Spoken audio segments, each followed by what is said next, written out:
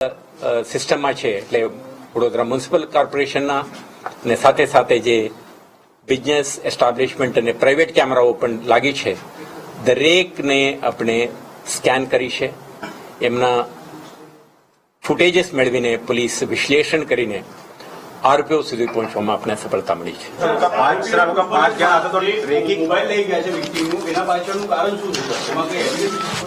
અત્યારે આપણે આ તબક્કે ગુનાના તપાસ વડોદરા ગ્રામ્ય પોલીસ પાસે છે એટલે જે આજની તારીખે આપને સમક્ષ શેર કરવા માંગુ છું તો 3 આરોપીઓ અટક થયા છે.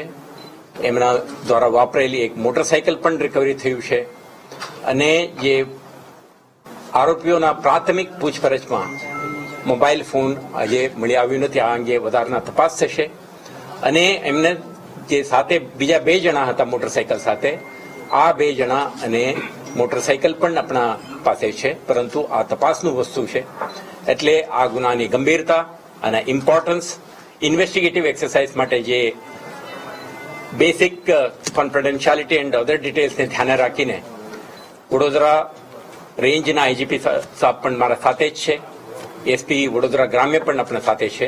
તો એમનો આખા ટીમ નેક્સ્ટ ફ્યુ અવર્સમાં કે દિવસોમાં આ સમગ્ર ઘટના અંગે વિસ્તૃત તપાસ હાથ ધરી તમને વખતો વખત તપાસમાં બહાર નીકળતા તથ્યો અને થતી પ્રગતિ અંગે આપને પણ જાણકારી આપશે. મીડિયાના માધ્યમથી જાહેર જનતાને આપણે કહેવા માંગીએ છીએ કે નવરાત્રી દરમિયાન શહેરમાં અને સમગ્ર જિલ્લામાં મહિલા સુરક્ષા અંગે ડિટેલ્ડ સિક્યુરિટી પ્લાન હતી.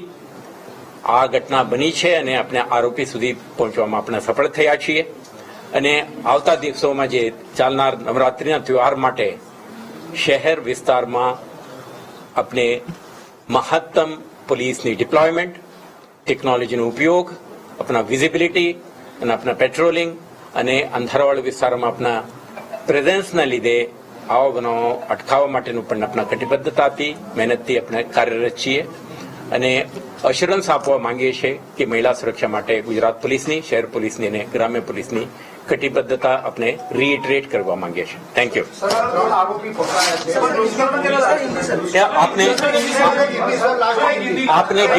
આપને ડિટેલ્ડ પ્રેસ નોટ મળી જશે.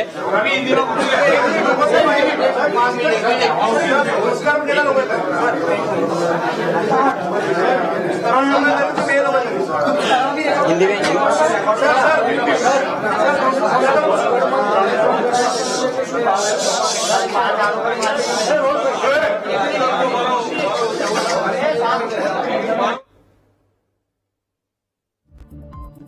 તો આરોપીઓ 19 વર્ષ પહેલા વડોદરામાં આવ્યા હતા. વડોદરામાં 16 વર્ષીય સગીરા સાથે ગેંગરેપ થઈ હતી ત્યારે નરાધમોએ પોલીસના સકંજામાં આવ્યા છે. 5 જેટલા આરોપીઓની અત્યારે ધરપકડ કરવામાં આવી છે જેમાંથી 3 આરોપીઓ મુસ્લિમ છે. 1100 જેટલા સીસીટીવી ફૂટેજ તપાસવામાં આવ્યા છે અને આ સીસીટીવી ફૂટેજના આધારે જે પ્રૂફ મળેલા છે એ પ્રૂફના આધારે 1100 જેટલા સીસીટીવી ફૂટેજમાં આ બાઇકમાં 2 જેટલી બાઇકમાં 5 જેટલા નરાધમો કે જે લોકો જઈ રહ્યા હતા તેણે 16 વર્ષીય સગીરા સાથે જે દુષ્કર્મ કર્યું હતું, ગેંગરેપ કર્યો હતો તેને લઈને પોલીસ દ્વારા આ કામગીરી કરવામાં આવી છે અને હજુ પણ આગામી સમયમાં આ કામગીરી યથાવત રહેશે. સગીરા ભાયલીમાં પોતાના મિત્ર સાથે બેઠી હતી ત્યારે તે મિત્રને બંધક બનાવી આ 5 લોકોએ સામૂહિક દુષ્કર્મ કર્યું હતું અને તેનો જે મિત્ર હતો તેને પણ બંધક બનાવ્યો હતો.